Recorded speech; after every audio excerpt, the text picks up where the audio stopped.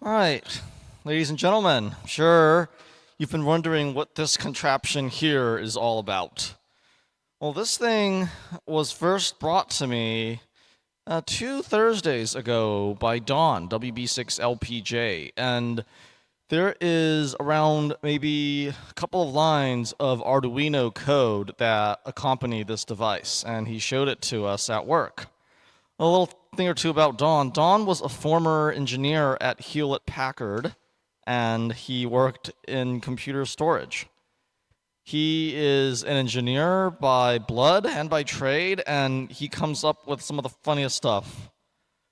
He is the reason I look forward to work on Thursdays, and there's the reason Clyde, the manager of Ham Radio Outlet, loses hair on Thursdays.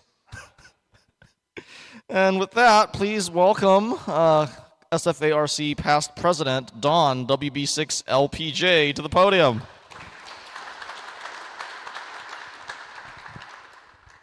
Thank you, Jim. You know, anybody here that was around this club in 2006, 2007? Okay, there's two. Anybody? So I'm sorry. That was in the library. That's correct. Back then, we were a small group. We were a social club with a radio problem. That's what I always refer to it as. We had such a great time. But you know, this club has grown. It's amazing the growth that has taken place.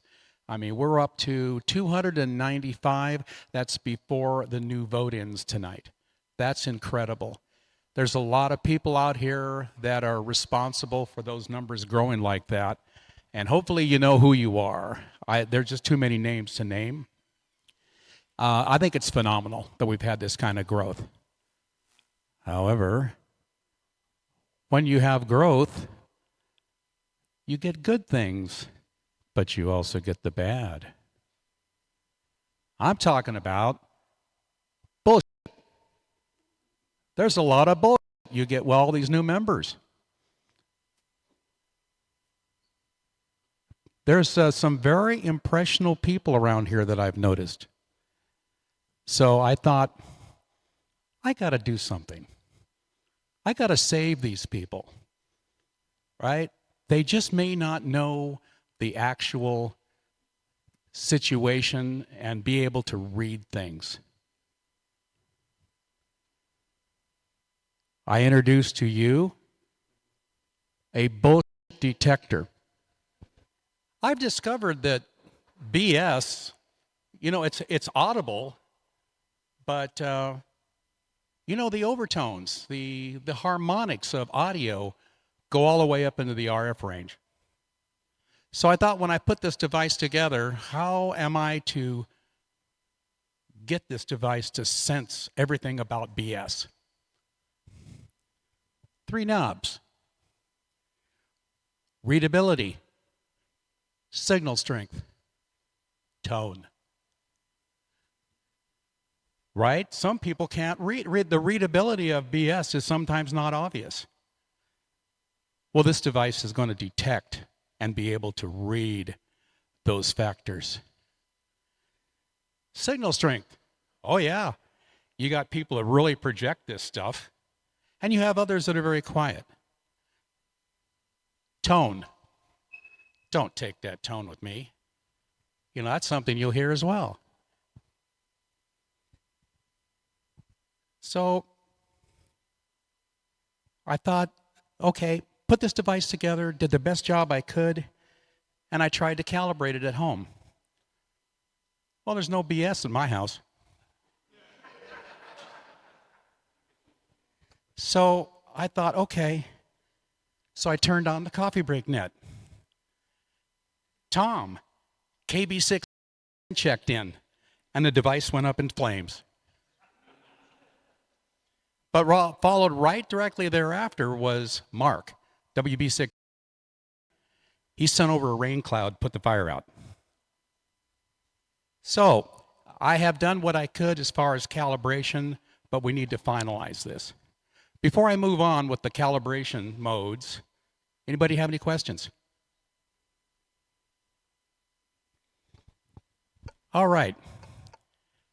Who would like to help me? I need a volunteer to help me calibrate this device. Who would like to volunteer? Oh, thank you, Smitty, for volunteering.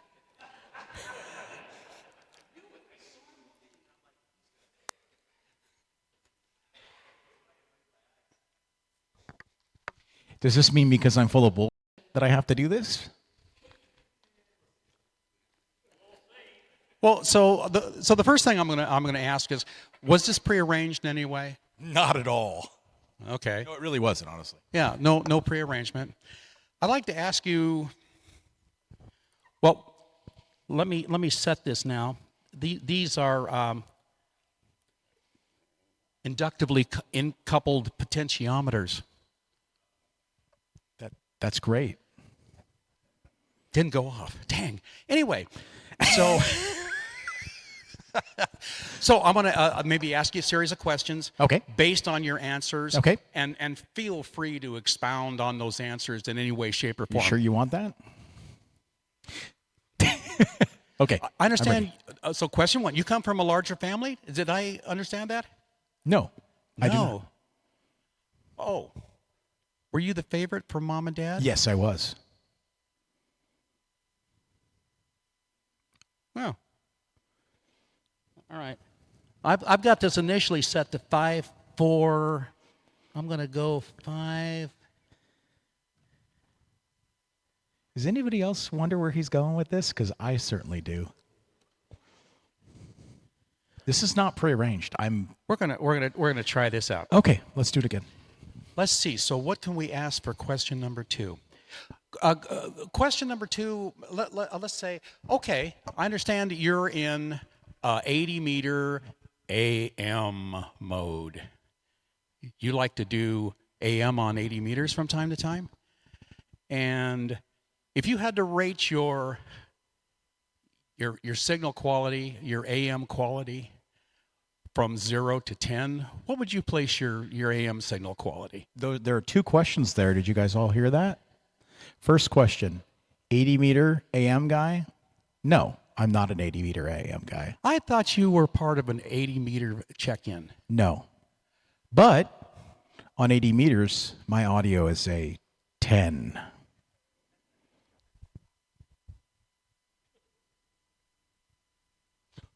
What? Is it flashing? What does that mean?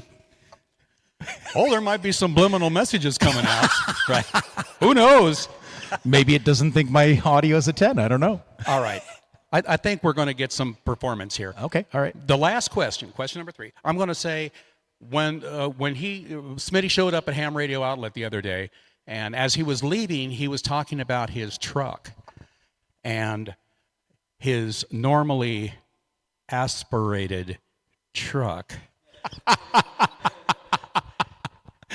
And I'll tell you what, there was some pride. Oh, his chest was bumped out when he's talking about the big V8. Tell us a little bit about that V8 engine, and what makes that truck so great to you? Well, that is the last of the Tundra generation that had the 5.7 liter V8. It's bulletproof. It's known to go at a minimum easily 1,000,000 miles. You can't kill it. That's why I love that engine. And all the newer Tundras are pieces of crap. Did I get it? Naturally.